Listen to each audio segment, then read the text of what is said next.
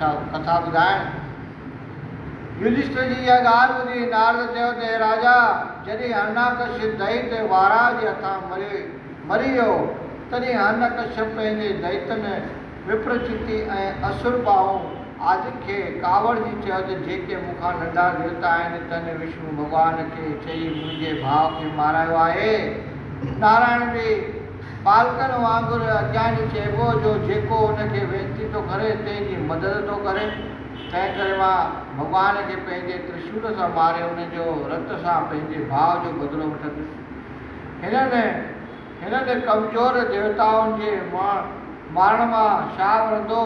मुंहिंजो त नारायण वॾो दुश्मन आहे, उनखे मारींदुसि त पोइ मिड़े आनंद थींदो। तंहिं करे उनजे पार पटण लाइ हीउ उपाउ करियो त जिते ऋषि मुनि यज्ञ या हवन कनि त उन्हनि जो यज्ञ बिगाड़े छॾियो ऐं जिते जिते गऊं ब्राह्मण खे ॾिसो उते उन्हनि खे मारियो। मतिलबु त दुनिया में कंहिंखे बि हरीअ जो भॼन करणु न ॾियो। इहा ॻाल्हि ॿुधंदे ई दैत गऊं ब्राह्मण ऐं ऋषीश्वरनि खे ॻोल्हे मारण लॻा। जॾहिं हिरण्यकश्यप जे माउ ऐं ॿारनि बचनि उनजे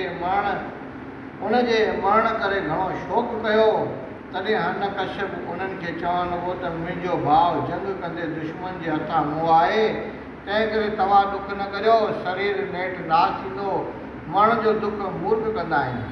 उन बाबति हिकु दृष्टांत ॿुधो त उत्तर देश में हिकिड़ो स्यग नाले राजा रहंदो हो।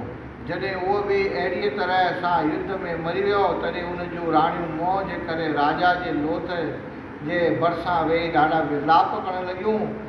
सिज लहण ताईं बि उनजो क्रियाक्रम न कयाऊं। तॾहिं यमराज 5 सालनि जो बालक थी उते आयो ऐं राणियुनि खे सम्झाइण लॻो त वॾे अजब जी ॻाल्हि आहे जो तव्हीं एॾो दुख छो करियो।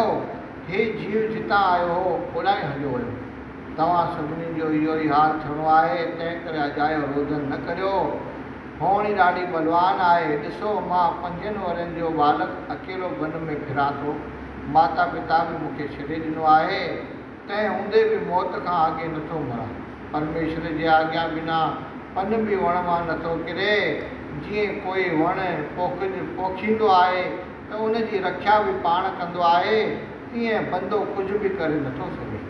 नारायण हर्ता कर्ता आहे, शरीर जो धर्म ठहिण ऐं ढहण आहे, पर जीवात्मा साखी चेतन स्वरूप अजर अमर आहे। जीअं पाणीअ जो बर्तन उस में रखिजे त सारे थांव में सूरज जी छाया पवे थी, बर्तन भॼी पवण ते सूरज नष्ट नथो थिए, उहो प्रकाश हिन जड़ देह मां निकिरी वियो। हाणे तव्हां केतिरो बि उपाउ करियो पर तॾहिं बि मोए मुर्दे सां मेलाप थी न सघंदो। इहो ज्ञान ॿुधी राणियूं रोदन बस कयो ऐं उहा लोथ साड़े क्रियाक्रम कयाऊं। तंहिंखां पोइ यमराज अंदरि ध्यानु थी वियो। तंहिं करे तव्हां बि हिरण्यकश्यप जे मरण जो दुख न करियो। इहा ॻाल्हि ॿुधी सभिनी धीरज धरियो। बोल श्री नारायण भगवान की जय।